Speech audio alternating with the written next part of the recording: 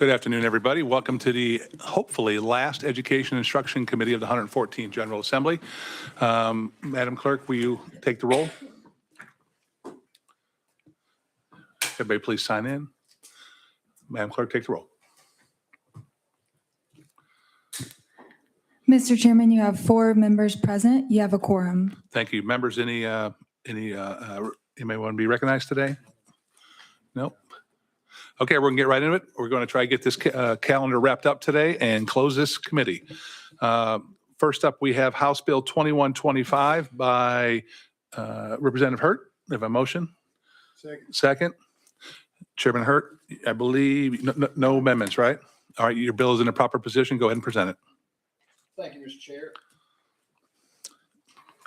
Thank you, Mr. Chairman. And House Bill 2125 directs the Tennessee Department of Education to promote and expand driver's education programs in public schools across the state. The bill also requires the Department of Education, in collaboration with the Department of Safety, to develop clear guidelines for local school districts and public charter schools that offer driver education courses. Under the bill, driver education programs must include instruction on safe driving practices, sharing the road responsibly, using the official Tennessee driver's license manual for instruction, and educating students on the dangers of distracted driving and driving under the influence. The act should take effect on July 1st, 2026. Members heard the explanation on the bill. Any questions for the bill sponsor? Representative Johnson. So I'm just curious how this changes, or did we have anything at all? Because I know some systems teach driver's ed, some do not. Chairman Hurt. I think that's elective across the state. Some do, some do not. Like you said yourself, I think this just instructs them on some other things that should be included. The ones that choose to offer it. Follow up. Okay, I'm pretty sure those things were included at least, in the counties where I taught. So that's what I was curious about. Which of those were new? Chairman Hurt. I think it's optional now. Some were included already by choice of the school, by the LEA, but now this will tell them that these certain things have to be covered. On seeing no further questions, we are ready to vote. Madam Clerk, open up the voting and please vote. Take the vote. Mr. Chairman, you have 4 ayes. House Bill 2125 receiving a majority of votes moves on to full education. Next up, House Bill 2227 by Representative Hakeem. Representative Hakeem, you are recognized. We have a motion and a second on the bill. I believe you have an untimely filed amendment. Is that correct? That is correct, Mr. Drafting Chairman. code, sir. A motion to take up an untimely filed bill. What's your drafting code? What's your drafting code on your bill, on your amendment? 015051. That is correct. We need a motion to consider this amendment. Motion to consider. Second. We have a second. Without all those in favor, say aye. Aye. Okay, great. All right. You're in now. Present your amendment as you have it. Yes, sir. Present law requires each LEA and public charter school in this state, to annually provide students with age and grade appropriate instruction on firearm safety. This bill allows a parent or legal guardian to opt their student out of receiving the instruction. The LEA or public charter school must notify the parent or legal guardian of each student enrolled in the LEA or public charter school of such instruction at least 30 days before instruction is provided, and explain the option to opt out of the training.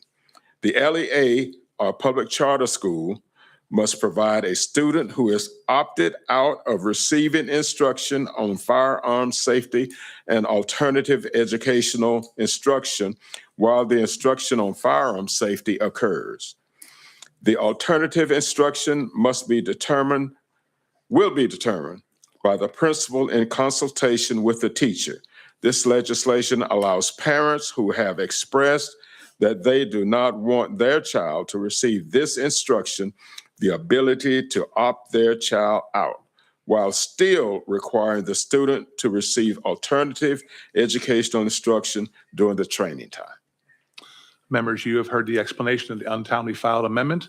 Do I have a motion to adopt? Motion to adopt. I have a second. You have a motion and a second to adopt. All those in favor of adopting the untimely filed amendment, say aye. Aye. All opposed, no. Ayes have it. Your bill is in the proper position. Any further explanation on the bill? No, sir. Any questions for the bill sponsor? Pretty straightforward. Bill's pretty straightforward. Representative Johnson. It is definitely straightforward. I appreciate the explanation, but I also appreciate the bill.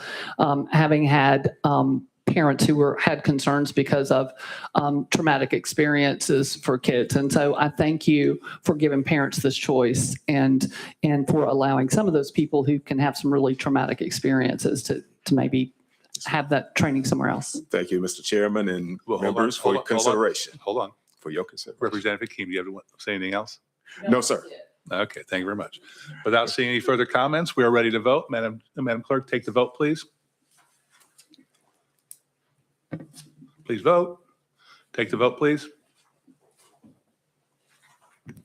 Mr. Chairman, you have 4 ayes and 0 noes. House Bill 2227. We'll move on to full education. We'll see you next week, sir. Thank you very much. I'm going to pass the gavel over to Chairman Reedy. Oop, not that. Just this.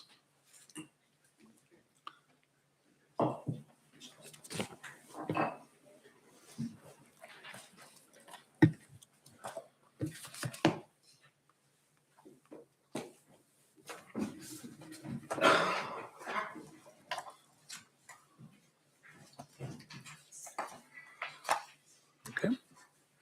There I am. Thank you, Mr. Chairman. Members, item number 3, House Bill 2276. Can I get a motion? Got a Second. motion and a second. Chairman Sapicki, I see that we've got 2 amendments. Do we need to put both on, sir? We'll be putting on 014864. Members, you've heard the Does you drafting write the code. bill? Can I get a motion? Second. Second on the amendment. Without objection, because it rewrites the bill, we'll put the amendment on. Chairman Sapicki, you're recognized on your bill, sir. Thank you very much. What this bill does is the guaranteed math we talked about earlier requires the State Board of Education in consultation with the Department of Education to establish a pathway for an educator who currently holds a license or endorsement to teach 8th grade mathematics to also teach Algebra 1 to students in 8th grade at no additional cost to the educator.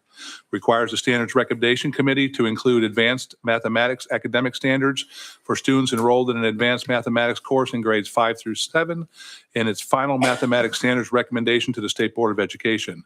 Beginning with the 27-28 school year, requires each local education agency and public charter school to require a student who earns and exceeds expectations ratings on the mathematics portion of the 7th grade TCAP test mathematics assessment to enroll in Algebra 1 rather than 8th grade mathematics, requires a student placed in Algebra 1 to take the end of course examination, provides that if the State Board of Education requires Algebra 1 for full high school diploma, successful completion of Algebra 1 in 8th grade under this provision satisfies the diploma Algebra 1 requirement. That's what the bill does, Mr. Chairman. Thank you, Mr. Chairman. Any questions for the chairman on the bill as amended? Representative Johnson. Thank you.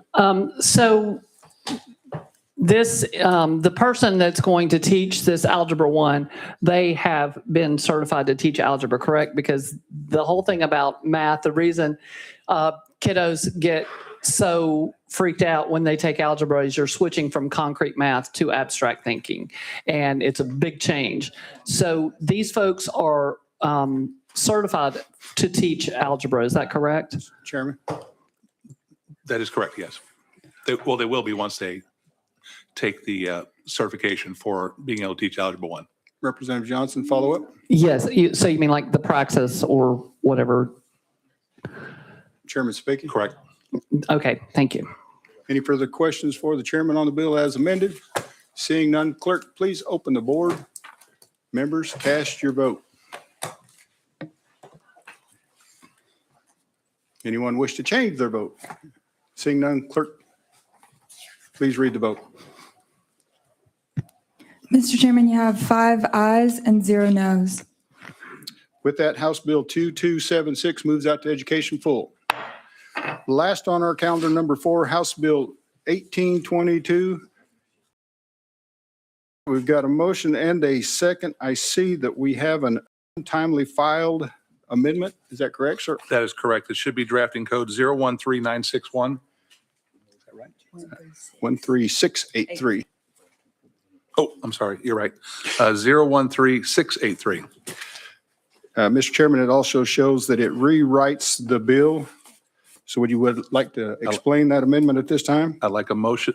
I make a motion to consider the untimely filed Okay, amendment. we've got a motion and a second to consider. Chairman Spicky, you're recognized on the amendment. Thank you. This bill comes from Leader Cochran. We're trying to help him out here with what he's having with his father. I'll give you a brief explanation of the bill. Authorizes local education agencies, public charter schools, public school teachers, and faculty at public institutions of higher education to provide instruction on the positive impacts of religion on American history when teaching American history. Permits instruction to include specific historical examples, including the religious history of the Pilgrims and the Mayflower Compact, references to divine authority in the Declaration of Independence, the influence of religious leaders, the role of religion in the first and second Great Awakenings, religious influences on the United States Constitution, the role of the Ten Commandments in American legal tradition, the impact of religion on the civil rights movement, and the history of the national motto and pledge language. Applies to the 26-27 academic year and every year thereafter. That's the explanation of the untimely filed amendment. With that explained Motion to adopt.